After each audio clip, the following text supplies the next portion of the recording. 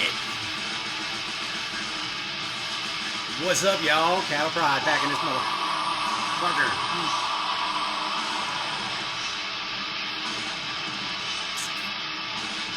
How everybody doing?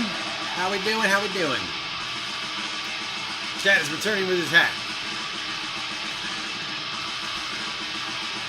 We were thinking about sewing it to him, but I like the ability to take it off. I don't know. I felt like listening to Manticore. Endless scourge of torment. I don't know why. I just wanted to hear this for some reason. Oh yeah, the drummer's fucking amazing.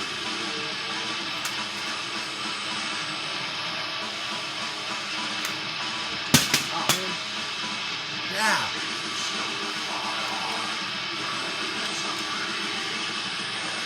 Bunch of words. Leave it to Hell's Headbangers to have a cool fucking layout.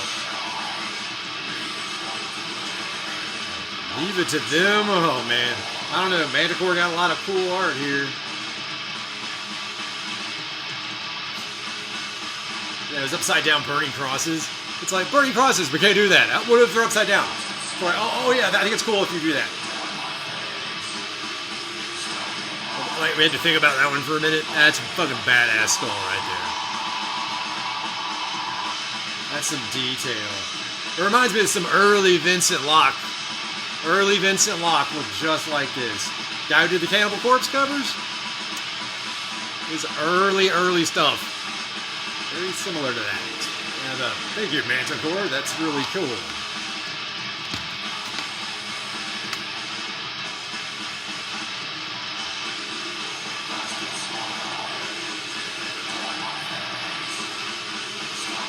It's like Portal and Marduk had a baby. It would be Manticore.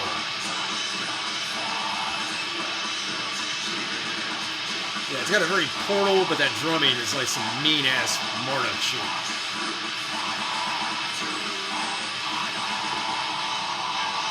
Or some Dark Funeral. Yeah.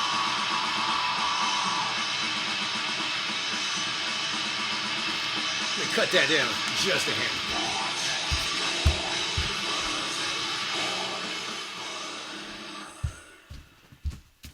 Yep, that was track 2 of Endless Scourge of Torment. That was track 2. What the fuck, what track was that called? Hang on. Thy Seed Through Fire. Yeah, that's a Moloch reference. Yeah, passing your children through the fire. The Phoenicians practiced that. A lot of people don't know that, but that's the Phoenicians is how we get our alphabet. The alphabet that we're using, well, except for you Cyrillic guys, you Polish and Russian types with Cyrillic. And then like, anyway, yeah. So yeah, it's a Moloch. This is track Breath of Plague. Oh, that's cool sounding. Now it needs to be louder again.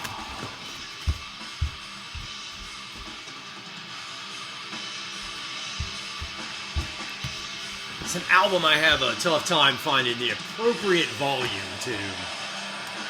There's the volume you want to listen to, and then there's the volume you take, because it's so in your face. Yeah, that's what I like. That's another thing I like about that. It is literally a sonic abuse album. Whoa, it is tough. It is tough. Manticore is tough as shit. You gotta endure their albums. And they play this shit, and they play it live. It's fucking crazy. I can't get that to sit straight. Motherfucker, I gotta move the camera. There we go. Shripper Quats. 5872. Shripper Quats, you know who you are. Talking about the police, and also how you agree with, well, how they operate, rather than, like, I mean, that's all I complain about, is how they operate. It's like, oh, you hate cops. It's like, yeah, but I complain, legitimate complaints about the way they operate. That's all I'm saying. And yeah, it leads me to go, man, I fucking hate these guys. But Shripper Quats, I did come up with that idea, like, maybe we could send different people. Shripper Quats kind of agreeing, like, specific responders trained to respond to specific situations. It's far more organic than sending RoboCop to shoot the situation better. Yes, and we all love RoboCop, that original movie. James Sellers, was that who played RoboCop? Oh, but Paul Verhoeven, he did it. The same guy who did Starship Troopers. We're not going to talk about that movie. But yeah, that original RoboCop was probably one of the greatest films ever. Hands down. Yeah, but RoboCop, as much as we love that, it's like, we don't need that level of violence for every fucking situation. And I think RoboCop, I mean, you say this far better than I ever could, because I just rant about how I, things. But specific responders trained to respond to specific situations. My God, Tripper Quads, you're. That's it. That's how I want to say that. How I would like to say that, but I said it however I said it. But yeah, the same idea. You got a domestic violence call. There should be people respond to domestic violence calls. People that can handle dealing with angry couples with the potential of children being involved. You don't need RoboCop for that, dude. What the fuck, man? And if you've ever seen how some people act, especially when the cops show up, oh, I love those people. They're all like, well, I just never do anything wrong, so I don't worry about it. And they just turn their nose up at you. Those same motherfuckers, you ever seen those police body cams where those same people get the handcuffs and they scream and holler? Trust me, I've been in fucking jail cells when those bitches have been pulled in. Oh my God, I remember falling asleep listening to this woman scream. And I woke up to listening to that woman scream. I even looked at his CO and was like, has she shut up once? I just woke up and was like, has she shut up? I passed out. And he was like, no, she has not stopped. And I'm like, oh my fucking God. You know how much I love watching it. And then there was the Attorney General of like Rhode Island or some shit. She just got arrested and was like, she didn't want to leave. And she's like, no, I know the law. I don't have to leave. And the cop was like, I don't care what you know. You've been asked to leave. It's time to leave. She's like, I'm the Attorney General. I don't have to leave. And he's like, I don't really care. You've been told to leave. And now I'm arresting you because you won't leave. And she started screaming. I mean, it's funny until you're the assholes in jail and I gotta hear that shit. And I mean, honestly, I don't hate the cops that much. I only hate the cops because this is the rules and the powers that be have it to where the police have to deal with those assholes and they have to deal with you, normal person, who won't do that. They've kind of blip, blip. You see how they take pedophile and average Joe just caught screwing up. You're the same people now. That's why you get those thin blue lines looking down their nose at you. And I think it would help the cops immensely if they didn't have to handle that shit. Thank you, Mr. Watts, for helping us further elaborate that idea. I've often thought it would make the cops easier to deal with if they didn't have to deal with that. And they could just deal with... Back in the day, cops didn't have to used to handle that shit. Back when it was just the punk kids. Let's go round them up. They're spray painting something. Jamin knows graffiti. He probably knows that graffiti and the cops all too well.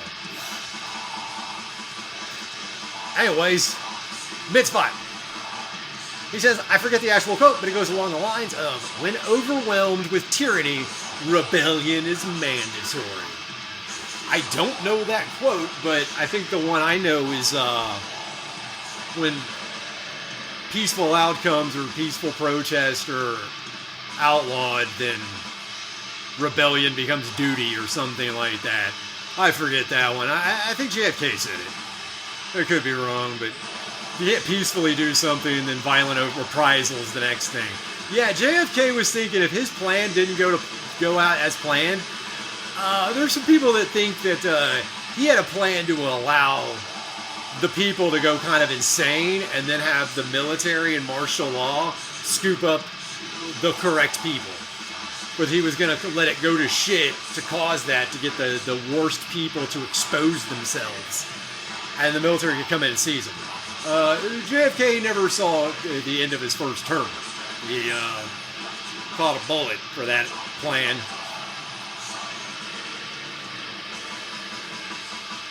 What's happening now, you say? Military coup of D.C.? Chicago's next? Huh? What? Oh, looks like JFK plan's coming back around. Anyways, that's just me.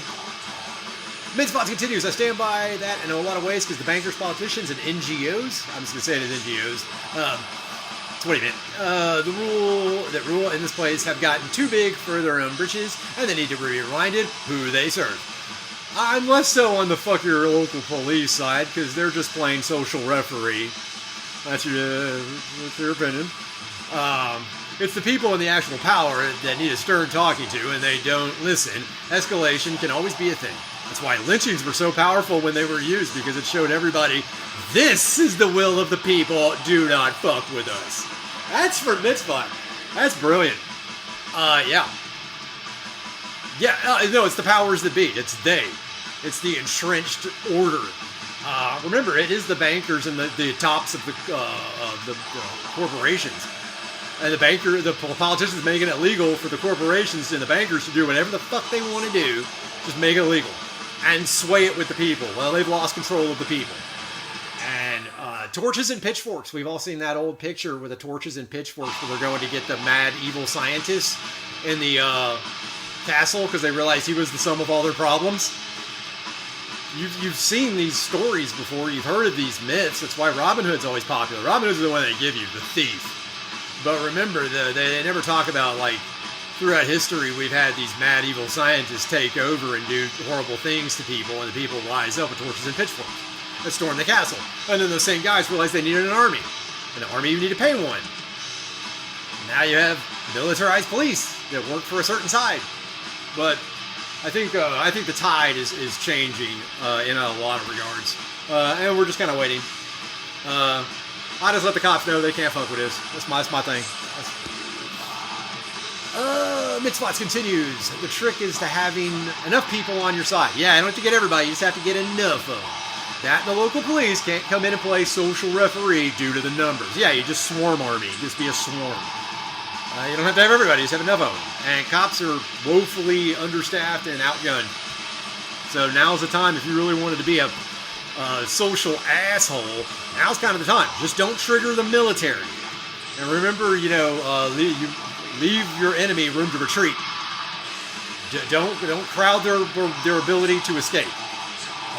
If you ever do protests, the cops will usually tell you, don't block entrances, don't put your hands on anybody, and stop anybody from doing anything. Because that's literally kidnapping at that point. If you're stopping somebody from going anywhere and doing what they need to do or escaping the situation.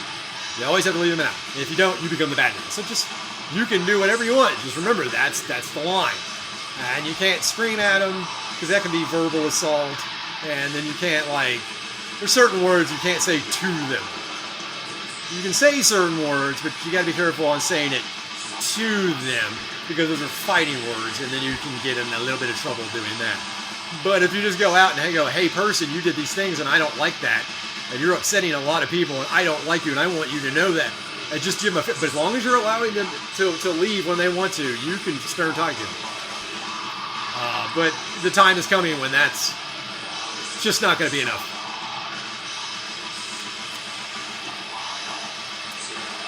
Mitzvot's going to continue.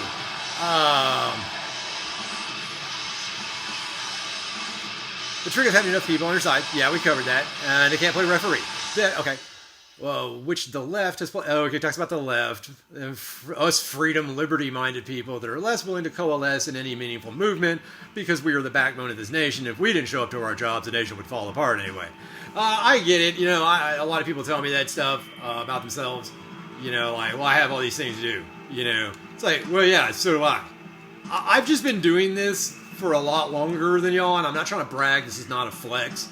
But I was doing this stuff in high school, and then it's directly when I got out of high school, so this is kind of a hobby for me. Like I said, I didn't really watch TV for many years. I didn't even own one. So being out there in the streets sometimes and doing what I've been doing it for a very long time. I'm in my 40s. I've been doing this since my teens. Guys, I have worked this into my schedule because it is part of my life. But, but I know there's guys like you that are like, man, I really want to say something and do something, but I don't know where to begin. Well, how about here? How about somebody who's just going to be loud and obnoxious about it? And we'll start there. And then the next thing is just bring it up to people. This is where you're going to lose friends. You're going to lose friends, but you're going to gain more. And that's what a lot of people don't understand or not willing to do. You're going to lose friends. you're going to gain more.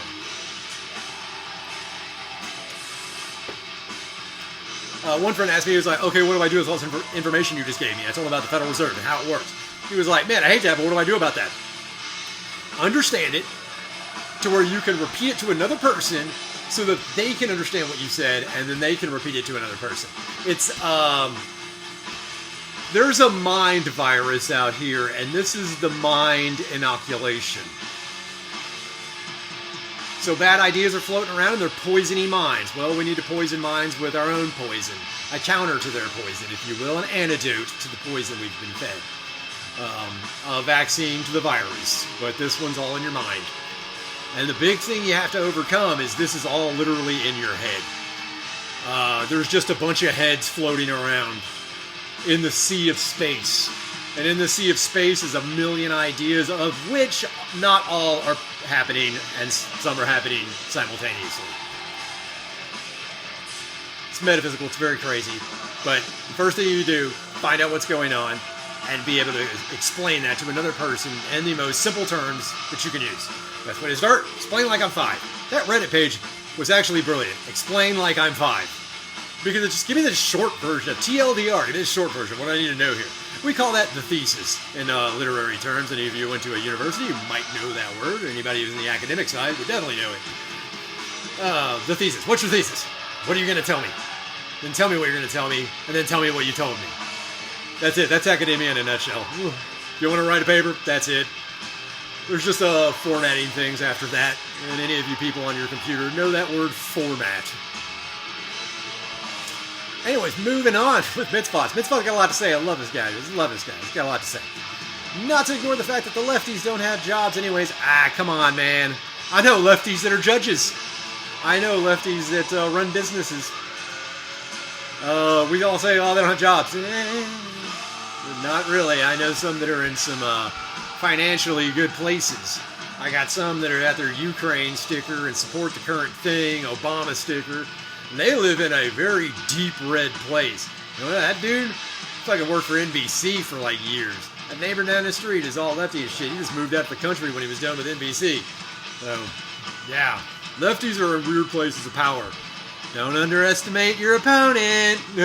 Lefties don't have jobs. Don't underestimate them. They have very strange positions of power.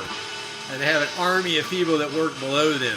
And they also employ a lot of people who are like-minded. Lefties like to toss around their money to other lefties. Keep that, man. Remember that shit. They do that. Oh, yeah, but those mainly peaceful protests? Oh, yeah, that shit wasn't organic. Wasn't organic in the least fucking bit. Alright, man, we got S. Draka. I don't even know how to say your name there, bro. She got a chilled stoner look to you. We got Borax Bandit. Those two were having a conversation while I was out. He's saying it was all set up by George W. Bush. They have it all to do martial law. Oh, yeah, they could do martial law. They did it under George W. Bush. Obama, too. A lot of people understand that. A lot of military stuff was done under Obama. S. Draka continues, I've seen the dragon. All works out in the end, believe it or not. Laugh, smoke weed. I guess that, no. Laugh, green dragon, fire. Yeah. S. Draka, man, you have seen the dragon. I know what you mean, bro. I'm right there with you. Sign of the dragon. S. Draka, what's up? What's up? This guy knows what's up. No, it does all work out in the end. You just gotta have faith. And that's all this world is a test of faith. This entire world and all the bullshit you're going through is just one giant test of faith. It's only real in that aspect. The Lord wants to see what you're made of. Here's the thing. There's a couple right answers, but then there's a couple really wrong answers. There's right answers and more right answers, and there's wrong answers and there's way wrong answers. So it is a sliding scale. You are being judged.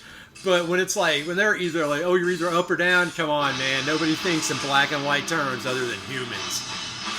You know, the Lord tells you what it is. And remember, everything's like an onion. You got to peel back the layers. Anyways, Borax Bandit commented, Trump warned 32 other cities, so it would make the number 33. That number always pops up. 32s and especially 33. Oh yeah, that's a Freemason reference.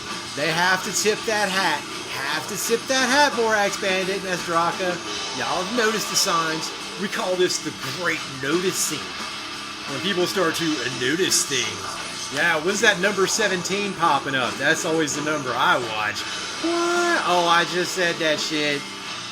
Well, we gonna move on. Cat, you didn't say much today. Nah, Brian, you had it. You had it. I'll step back. Later, y'all. Cat, Cattle Pride, Appalachian Warlord, Manticore, what's up? See you next time.